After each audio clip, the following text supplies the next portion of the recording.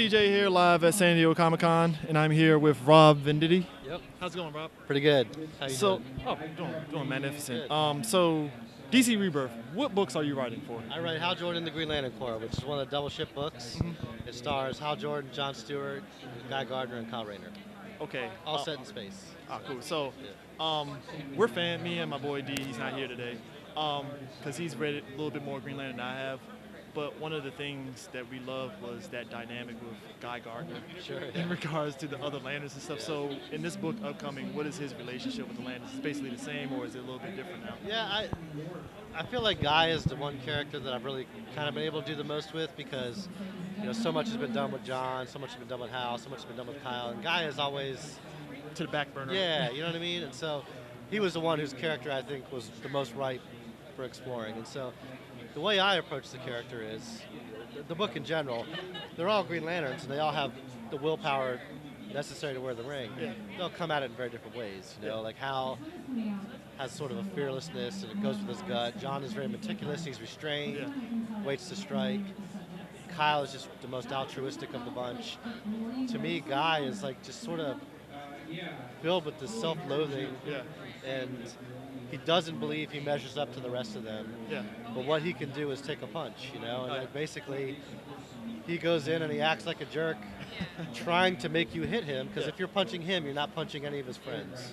He's going to be the one who gets hit. And so I just kind of approach him that way. He is the most selfless in that regard. And it's a very noble thing that he does, but he would never even view himself as noble because his self-esteem is so bad, you know what I mean, it's so low. So he's a really complex, tragic character in a lot of ways, and I've enjoyed writing him and sort of fleshing out who he is. So the basis of this book, what is kind of like the main, I guess, mission statement that you're going for this book? There's a few. One was to have those 4 classic lanterns all in one book together. A lot of times you'll hear like John doesn't have a supporting cast, or Kyle doesn't have one, or Guy doesn't have one, but they're each other's supporting cast. It's like a war movie. The soldiers are each other's supporting cast. So to have them all in a book where you can play off each other, put them in situations that will allow each lantern to shine individually. But another thing I want to do was to take the Green Lantern tapestry, the mythology of the characters, and weave it into the wider cosmic DC tapestry. So we've had them go up against characters that you don't see Green Lanterns go up against. Like there was an arc where they encountered Brainiac. We introduced Space Cabbie. The new gods are coming up. Rip Hunter, things like that.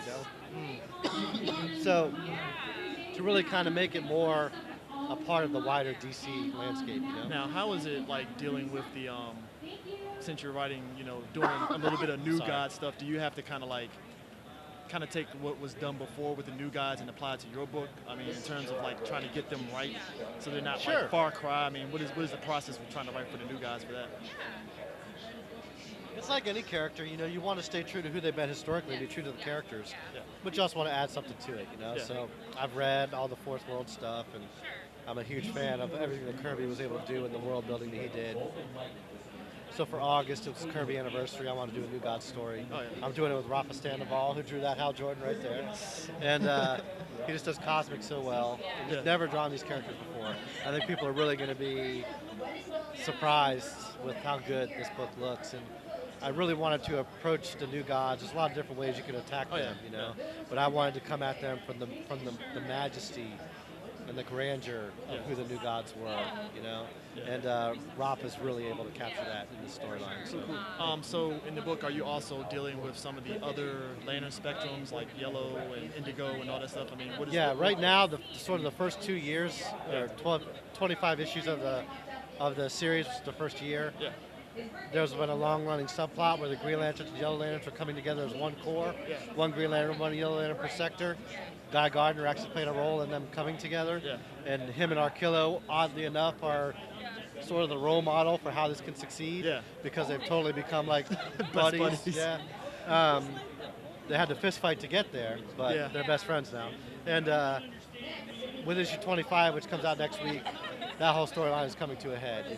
John got everybody together, and he got both corps. He was able to do something no one else was able to do. Just get these two arch enemies to come together and be on the same page.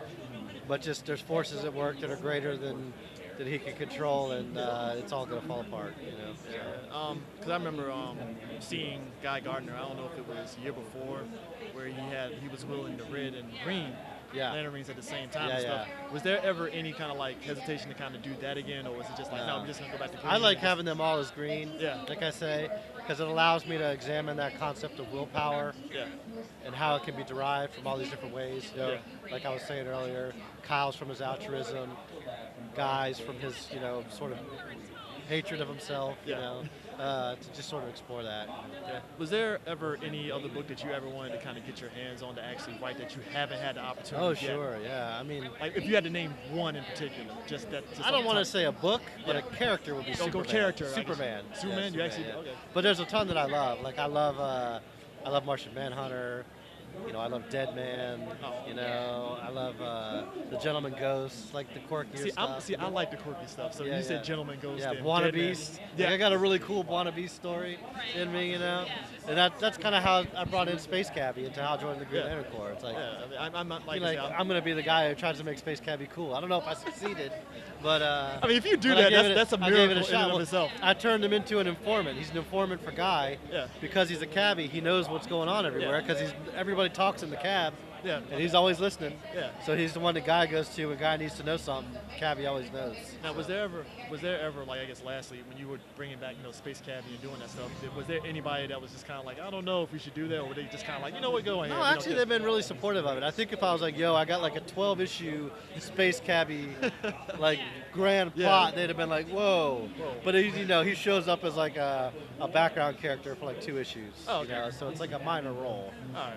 But it's presented in a way that he's always been Guy's informant. Yeah. We're just finding out about it now. Oh, okay.